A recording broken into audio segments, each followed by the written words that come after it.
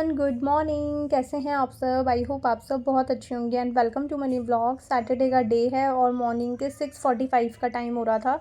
Just Manish अभी बेटू को छोड़ने के लिए गए हुए थे और जब वो छोड़ कर के आ रहे थे तो ये डॉक्टर साहब हैं, ये नीचे ही मिल गए थे मनीष को। एक्चुअली कॉल ट्राई कर रहे थे और मनीष का फ़ोन मिल नहीं रहा था, तो उन्होंने ऐसे ही पूछा यहाँ पे कि मेरे को यहाँ जाना है, तो उन्होंने बोला हमारे ही घर जाना है, तो साथ ही लेकर के मनीष ऊपर आ गए थे। तो रूटीन चेकअप वगैरह जो भी उनके मेडिकल में आए हुए थे तो वो सब चेक कर रहे थे। तो उन्होंने वेट मेज़र कर लिया था, वेस्ट वगैरह कर ली थी और हाइट वगैरह मेज़र कर ली थी। तो वही सब मतलब टेस्ट वगैरह चल रहे थे मनीष के यहाँ पे।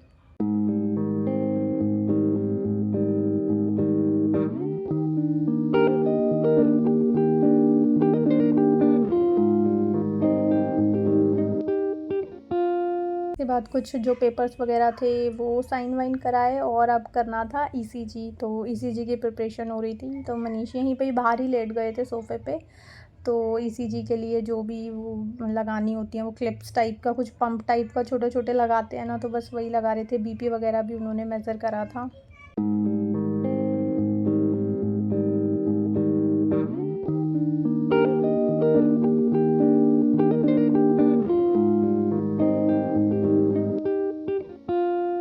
तो यहाँ पे बस ईसीजी चल रहा था मनीष का, और ईसीजी तो साथ के साथ उसकी रिपोर्ट भी आ जाती है, मतलब सारी स्लिप वगैरह निकल जाती है जो कि बिल्कुल नॉर्मल आई थी। तो बस यहाँ पे ईसीजी वगैरह चल रहा था।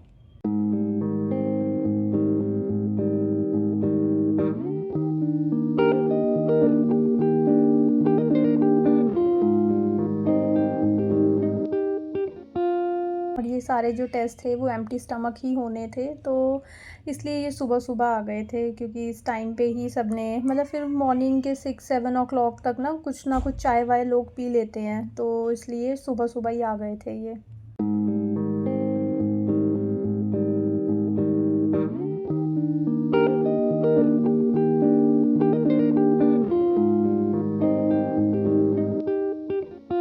यहाँ पे मनीष को बोल रहे थे कि नॉर्मल ब्रीथ करो, ना बहुत ज़्यादा आपको करनी है, ना बहुत कम नहीं है, नॉर्मल सी ब्रीथ करो। तो बस वहाँ पे ईसीजी चल रहा था और मनीष को तो बस चाहिए होता है कि मेरा ये सब निपटे और चाय बना दो। कोई उनको कंपनी देने वाला मिल जाए ना, तो उनको और मज़ा आ जाता है कि चाय बना दो सबसे पहले। तो बस वहाँ उनके टेस्ट चल रहे थे, तो फिर मैंने यहाँ पे चाय भी बना दी थी उनकी, साथ के साथ दोनों के लिए रख दी थी चाय बनने के लिए। और ये जो भैया आए थे इनको भी लेट हो रहा था, क्योंकि जितनों को भी मतलब ऐसे मेडिकल वगैरह आए होते हैं ना, सबके एम्प्टी स्टमक करने होते हैं, तो मतलब मॉर्निंग अर्ली ही सबके घर उनको पहुंचना होता है। तो फिर मैंने फटाफट चाय बना दी थी और उन्होंने जो भी सैंपल वगैरह, ब्लड सैंपल वगैरह चाहिए थे, 2-3 बॉटल में सैंपल वगैरह ले लिए थे।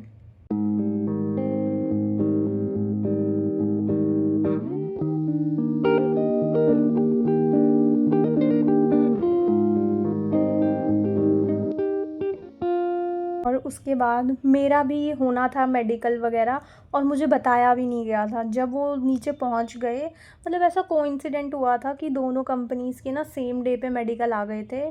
मनीष ने पहले जो मतलब मेडिकल वगैरह हुआ था वो किसी और कंपनी से था और ये किसी और जगह से आए हुए थे, और इनके यहाँ मेरा भी होना था। मतलब ये सब चेकअप वगैरह मुझे बताया भी नहीं गया था। तो जब ये पहुँचे तब उन्होंने बोला कि मतलब मैं आ गया हूँ, तो उसी टाइम मुझे मनीष ने बताया कि तुम्हारा भी होगा, अदरवाइज़ मैं मना करती, क्योंकि मेरे को ये इंजेक्शन वगैरह लगाना बिल्कुल लगाया नहीं जाता है, और इन्होंने लगाया भी नहीं ठीक से। फ़र्स्ट टाइम इन्होंने ये जो इंजेक्शन मतलब सैंपल के लिए ड्रिप लगाएंगे या क्या बोलेंगे, तो वो लगाया ना, वो मतलब एयर ले गया, उसमें ब्लड आया ही नहीं। तो अच्छे से जब हम इंजेक्शन नहीं लगाते हैं तब ऐसी प्रॉब्लम आती है, और उन्होंने बोला कि नहीं आपने हिला दिया, जबकि मैंने नहीं हिलाया था, उनकी ही गलती थी, उन्होंने ठीक से लगाई नहीं थी, जिसकी वजह से ब्लड आया नहीं। तो फिर उनको निकालनी पड़ी और दोबारा से फिर मुझे लगानी पड़ी, और मेरे को बहुत ही ज़्यादा मतलब पैनिक सा हो जाता है, मेरे को इंजेक्शन नहीं लगाए जाते। तो मैं मना कर रही थी कि कुछ भी हो जाए मैं नहीं कराऊंगी अब, बट फिर मनीष ने मेरे को बोला कि नहीं कराना पड़ेगा। तो फिर मेरी मजबूरी थी, मैंने करवाया। तो अभी वो फिर दूसरे हाथ पे चेक कर रहे थे। एक तो ना मेरी वेन्स वगैरह भी जल्दी से मिलती नहीं है, और मिल जाती हैं तो फिर कई बार लगाने वाले गड़बड़ कर देते हैं, ठीक से लगाते नहीं हैं, तो उसमें एयर चली जाती है और अच्छे से ना मतलब फिर लग नहीं पाता। और मेरे को जब भी इंजेक्शंस वगैरह लगते हैं ना, तो वो बिल्कुल ब्लू और रेड रेड कलर के बड़े बड़े पैच हो जाते हैं ना, तो वो प्रॉब्लम मुझे आती है। तो अभी फ़िलहाल दूसरे वाली मेरी आम पे चेक किया, तो फिर उन्होंने बोला कि नहीं उसी पे ही, तो एक ही आम पे मेरे को 2-2 बार उन्होंने इंजेक्शन लगाया। सेकंड टाइम लगाया था वो ठीक लगा था, तो उसमें मुझे इतना पेन नहीं हुआ था, बट जो फर्स्ट टाइम लगाया था उसमें मुझे बहुत पेन हुआ था।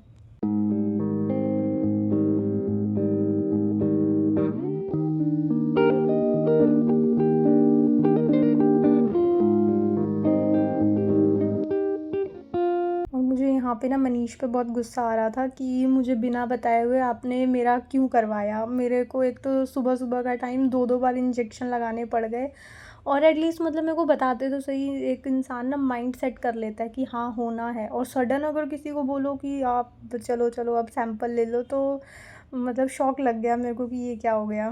तो वहाँ मैं नाटक भी नहीं कर सकती थी कि नहीं लगाऊँगी, क्योंकि वो आ चुके थे, वरना मैं पहले से ही मना कर देती। मेरे को मतलब नहीं लगवाए जाते इंजेक्शन, मेरे को बहुत पेन होता है। पेन भी क्या, मतलब डर बहुत लग जाता है कि मेरे को ना देखा नहीं जाता। मेरे को जब पेन होता है ना, मेरा लो बीपी फ़ील होने लगता है, मुझे चक्कर आने लगते हैं और पता नहीं क्या-क्या प्रॉब्लम होने लगती है। तो मतलब मेरे को इंजेक्शंस लगाने में बहुत प्रॉब्लम होती है।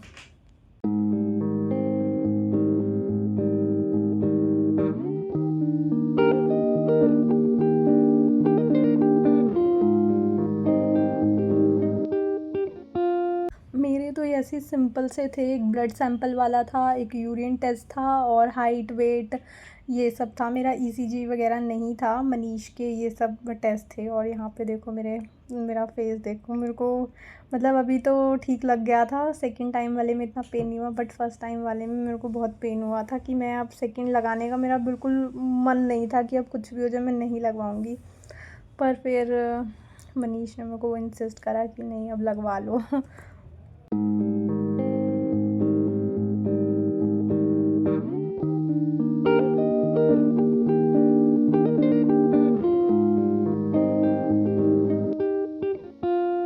और उसके बाद बस फिर यहाँ पे मेरे टेस्ट जो थे वो हो गए थे। उसके बाद दोबारा से मनीष के वही सब सेम टेस्ट होने थे, हाइट, वेट, बीपी। और ये देखो उनको कोई फ़र्क ही नहीं पड़ता, चाहे 4 बार इंजेक्शन लगा लो या 10 बार लगा लो, कितना भी सैंपल ले लो, बस ले लो, कोई दिक्कत नहीं है उनको। क्योंकि एक ही दिन पे दोनों आ गए थे, तो इसलिए उनको भी 2-2 बार लगा। तो ये मुझे लगता है मेरे साथ इन्होंने अपना बदला निकाला है कि इनको 2-2 बार लग रहा है, तो मेरे को भी 2-2 बार लग गया। बस यहाँ पे मनीष ने एक बार उस वाली आम से दे दिया था सैंपल, और एक बार इस वाली आम से दे दिए थे, तो उनके वही सारे सेम जो पहले चेकअप हुए थे वही सारे थे। यूरिन था, और ये ईसीजी वगैरह पहले भी हुआ था, अभी सेम ईसीजी हुआ। और ईसीजी ना जितनी बार आप कराओगे, चाहे आप 10-10 मिनट के गैप पे कराओ, हमेशा ईसीजी की जो रिपोर्ट होती है वो अलग आती है। और दोनों बार कराया, दोनों बार नॉर्मल आई थी। तो वो सारे टेस्ट वगैरह हमारे हुए। उसके बाद चाय वाय हमारी बन चुकी थी, मतलब जब पहले आए थे तो उनके साथ ही मनीष ने पी ली थी। और उसके बाद अब मेरे को सारे अपने काम वाम निपटाने थे, तो मैं अंदर आ गई थी बेडरूम में। सुबह सुबह ही आ गए थे वो भैया, तो ये सब काम फिर मेरे रुक गए, थोड़ा लेट ही स्टार्ट हुए। तो 8 बज गए होंगे, हाँ 8 बजे के करीब से ये काम फिर मैंने स्टार्ट करे थे। तो सबसे पहले तो बेडरूम को सेट करना होता है, तो बेड से स्टार्टिंग करती हूँ, क्योंकि ये बेड इतना मैसी सा लगता है ना, सुबह उठ कर के एकदम बिस्तर बिखरा हुआ होता है ना, तो अच्छा नहीं लगता। तो पहले मैंने बेड को सेट कर दिया था। और बेड को सेट करने के साथ साथ पहले मैंने जो बेड है उसको अच्छे से क्लीन कर दिया था, क्योंकि गंदा हो जाता है ना, साथ के साथ आप क्लीन करोगे तो फिर अच्छा रहता है, अदरवाइज़ फिर वो वैक्यूम वाला लेवल आ जाता है। तो उससे बेटर होता है कि आप ब्रश से उसको रेगुलर बेसिस पे क्लीन करो। जो कॉर्नर्स होते हैं और जो डिज़ाइंस वगैरह होते हैं ना, यहाँ पे डस्ट जा कर के अटकती है, तो अच्छे से ये डिज़ाइन वगैरह जहाँ बने होते हैं ना, इसके अंदर मैं ब्रश घुमा देती हूँ, तो पूरा अच्छे से क्लीन हो जाता है।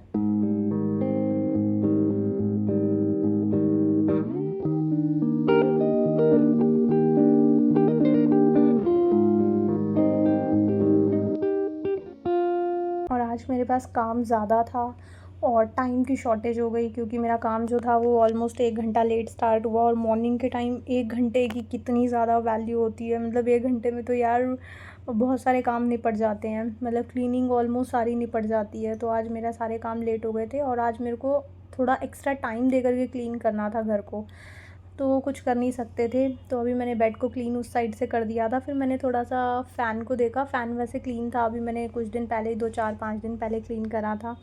बट फिर मैंने कहा हल्का-फुल्का जो भी है उसको क्लीन कर देती हूँ, ज़्यादा टाइम लगेगा नहीं क्योंकि ऑलरेडी क्लीन है। वो क्लीन चीज़ों को अगर आप साथ के साथ क्लीन रखोगे तो उसमें फिर टाइम नहीं लगता है। तो फ़ैन फिर मैंने साथ के साथ क्लीन कर दिया था।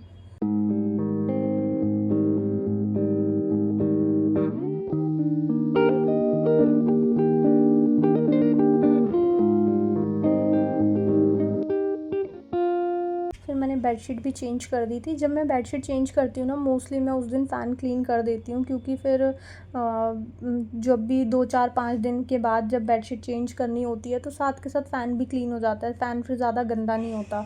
अदरवाइज़ जब बेडशीट चेंज कर ली गई हो तो फिर उसके बाद फ़ैन क्लीन करो तो बेडशीट में सारी डस्ट आ जाती है। तो मोस्टली मैं जिस दिन बेडशीट वग़ैरह मेरी चेंज होनी होती है उस दिन मैं बेडरूम को थोड़ा डीप क्लीन कर देती हूँ। जैसे फ़ैन वग़ैरह क्लीन कर दूँगी और बैक साइड वग़ैरह, फ्रंट साइड वग़ैरह बेड का भी अच्छे से डीप क्लीन कर देती हूँ।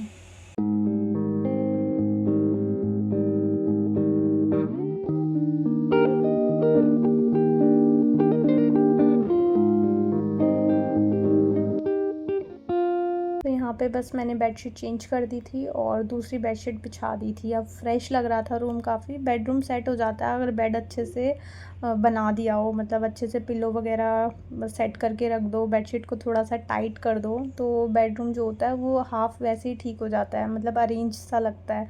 अदरवाइज़ ऐसा फैला-फैला सा सारी चीज़ें फैली हुई रखती हैं तो बिल्कुल भी अच्छा नहीं लगता है। तो अभी फ़िलहाल मेरा जो बेड था वो अच्छे से क्लीन हो गया था और फ़ैन-वैन भी क्लीन हो गया था अच्छे से।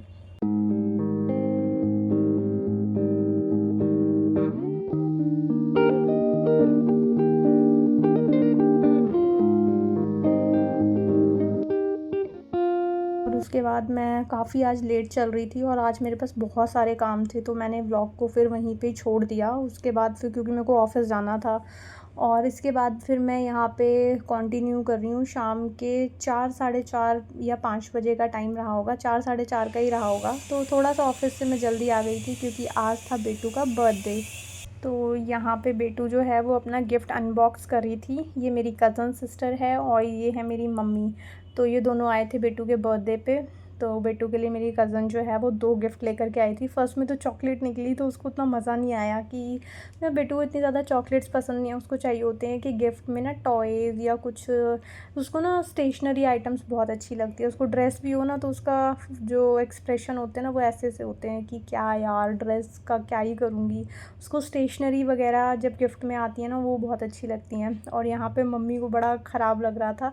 मम्मी कब से मुझे कह रही थी कि मार्केट चल, मुझे बेटू के लिए कुछ लेकर के आना है, मार्केट चल कुछ लेकर आना है, मार्केट चल मेरे को ड्रेस लेकर आनी है या कुछ लेकर आना है उसके लिए। क्योंकि बेटू यहाँ पे अनबॉक्स करके ना बहुत खुश हो रही थी। तो मैं मम्मी को बोल रही थी मम्मी अभी टाइम नहीं है, हम भी आज का दिन तो वैसे भी बहुत हेक्टिक था और अभी टाइम बिल्कुल भी नहीं है, तो आप मुझे कैश दे देना।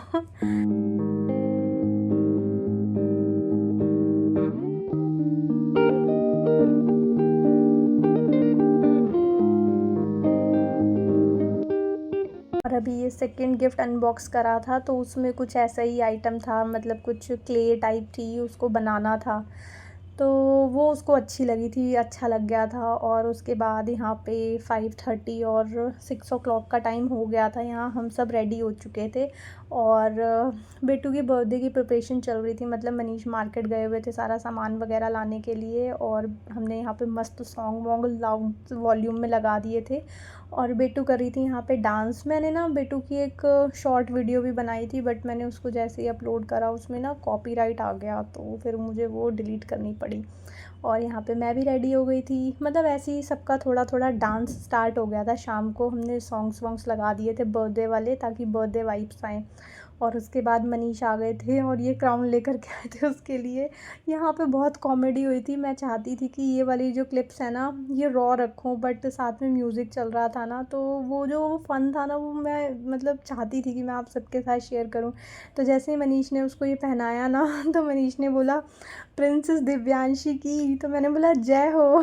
तो छोटे छोटे बच्चे फ्रेंड्स आए हुए थे दिव्यांशी के, तो उन सबको मनीष ने फिर से बोला प्रिंसेस दिव्यांशी की, तो सारे बच्चे बोलने लग गए जय हो। तो मेरे को इतनी मासूमियत लगी यार, बच्चे कितने मासूम होते हैं ना, कि मैंने बोला जय हो तो सेकंड टाइम सारे बच्चे बोलने लग गए जय हो।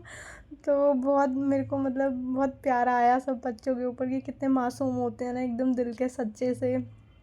तो वो भी साथ में बोलने लग गए प्रिंसेस दिव्यांशी की जय हो, उनको लगा मतलब कि ये बोलना ही है।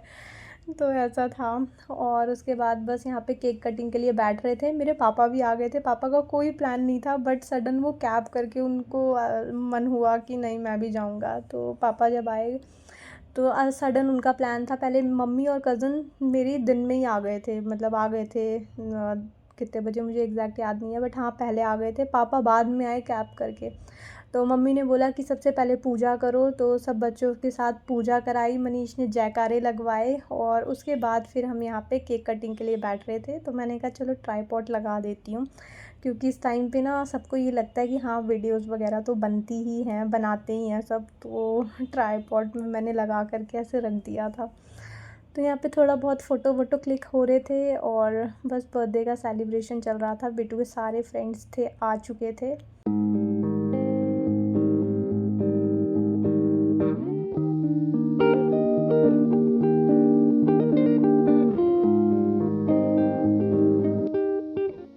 हमने यहाँ पे केक कटिंग वगैरह करी, और म्यूज़िक नहीं होता तो मैं इसको क्लिप्स को रॉ रखती, जितना भी हमने हंसी मजाक करा था वो थोड़ा सा रॉ अच्छा लगता है सुनने में, कि हमने कैसे सेलिब्रेट करा वो आप सबके साथ मैं शेयर करती, बट कॉपीराइट आ जाता जब शॉर्ट वीडियो में आ गया, तो इसमें कैसे नहीं आता। तो यहाँ पे केक कटिंग हो गई थी, और बस यहाँ पे हम अपना बर्थडे सेलिब्रेट कर रहे थे। बेटू का इस बार मन था कि उसको डबल फ्लोर वाला केक चाहिए, और उसको इस बार अपने फ्रेंड्स को बुलाना है। अदरवाइज़ मेरी खुद की फैमिली इतनी बड़ी हो जाती है ना, तो वहीं पे ही सेलिब्रेशन होता था।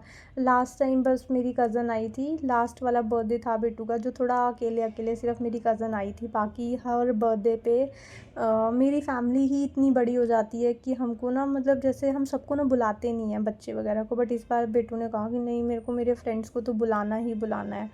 और यहाँ पे मस्ती मजाक करा, बहुत सारा डांस वांस भी करा, बट बिना म्यूज़िक के डांस का ना कुछ ऐसा मज़ा नहीं आता, तो वो सारी क्लिप्स फिर मैंने डाली नहीं। तो बस मैंने यहीं पे केक कटिंग तक ही रखा था।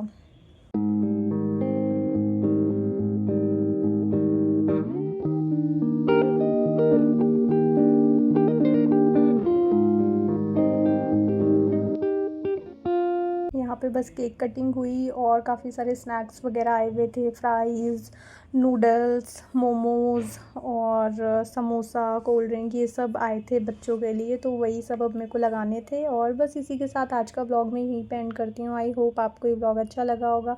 अगर आपको ये ब्लॉग अच्छा लगे तो उसको लाइक शेयर एंड सब्सक्राइब ज़रूर करना।